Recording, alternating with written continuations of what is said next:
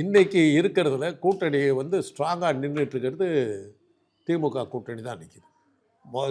திருப்பி உங்களுக்கு சொல்கிறேன், திமுக கூட்டணியும் மக்களும் ஒரு பக்கம், பாஜகவும் தேர்தல் ஆணையமும் ஒரு பக்கமாக நிற்கிறாங்க.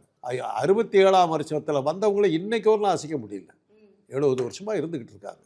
இன்றைக்கு வரலாம் அவங்க தான் இருக்காங்க. இந்த பாஜக எதிர்ப்பு வாக்குகள் அத்தனை ஒரு 1000 ஓட்டு இருக்குதுன்னாக்கா அந்த 1000 ஓட்டுமே திராவிட இயக்கத்துக்கு போயிடுது, திமுக கூட்டணிக்கு போகுது. அதை பிரிக்கணும்.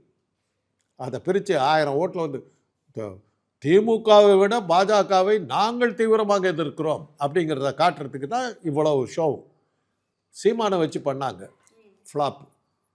ரஜினிகாந்தை மிரட்டினாங்க. ரஜினிகாந்த் ரொம்ப சாமர்த்தியமாக வெளிப்பிட்டார், உடல்நிலையை காரணம் காட்டிட்டார். அதுக்கப்புறம் தான் அவங்களுக்கு பயம் வந்துருச்சு.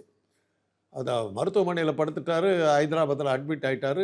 அந்த படத்தையே கேன்சல் பண்ணார். எல்லாம் பண்ண உடனே தொண்டை இதுக்கப்புறம் எங்கள் தலைவரை கூப்பிட்டிங்கன்னா விட மாட்டேன்னு உடனே நெகட்டிவாக போயிடும்.